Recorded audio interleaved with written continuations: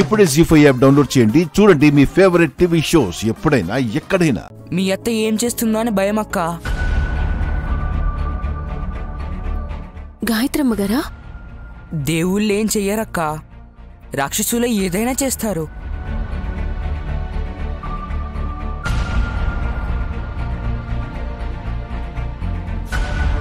తిలోత్తమత్తయ్య?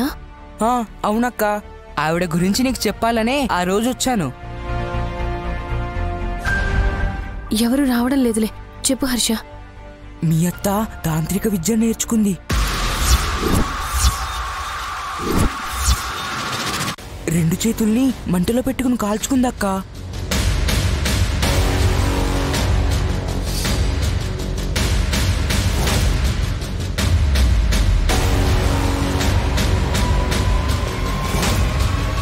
అందుక ఆవిడ అలా ప్రవర్తిస్తుంది? అవునక్క, ఈ రహస్యం నీతో చెప్పాలని ప్రయత్నం చేస్తూనే ఉన్నాను. ఈరోజు ధైర్యం వచ్చింది. మంచి పని చేసావు హర్ష. నీ మేలు ఎప్పటికీ మర్చిపోలేను. ఎలాంటి దుర్మార్గపు ఆలోచనలతో ఆ రాక్షసి దుష్టశక్తిగా మారిపోయిందో ఏంటో. నేను తలపడతాను. ఎవరికి ఎలాంటి హాని తలపెట్టకుండా ఢీ కొడతాను. కానీ జాగ్రత్త అక్క. హర్ష, ఏంటక్క? నీ విషయంలో ఏం జరిగిందో చెప్పనే లేదు. వచ్చే అమావాస్యకి వివరంగా చెప్తానక్క.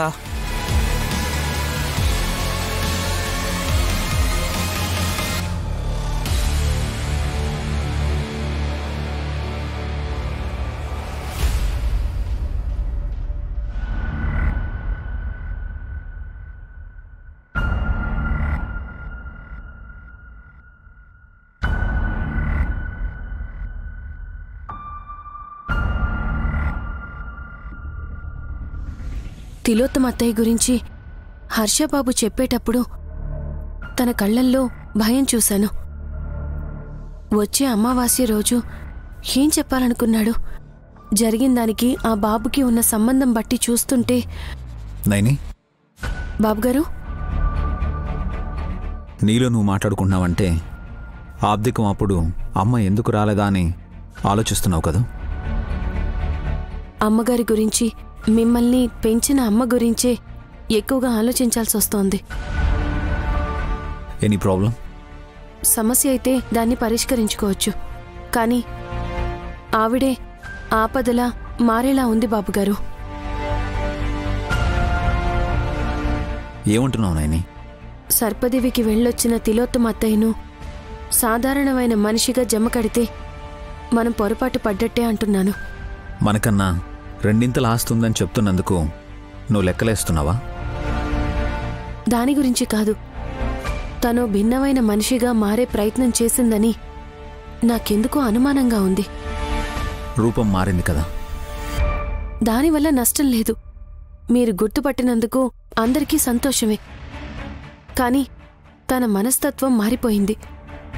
తన ఆలోచన విధానంలో తేడా ఉంది. ఇంకో మాటలో చెప్పాలంటే ఇంతకు ముందుండే మొండి తిలోత్తమ అత్తయ్య కాదు. మనిషి మారింది, చాలా విషయాలు దాచిపెడుతుంది. అన్నిటినీ బయట పెట్టడానికి కూడా ప్రయత్నిస్తుంది. అయితే మాటతో చెప్పదు, చేతులతోనే చూపించాలని అవకాశం కోసం ఎదురు చూస్తూ ఉండొచ్చు. జీ5 యాప్ డౌన్లోడ్ చేసి అన్ని ఎపిసోడ్స్ పూర్తి ఉచితంగా చూడండి.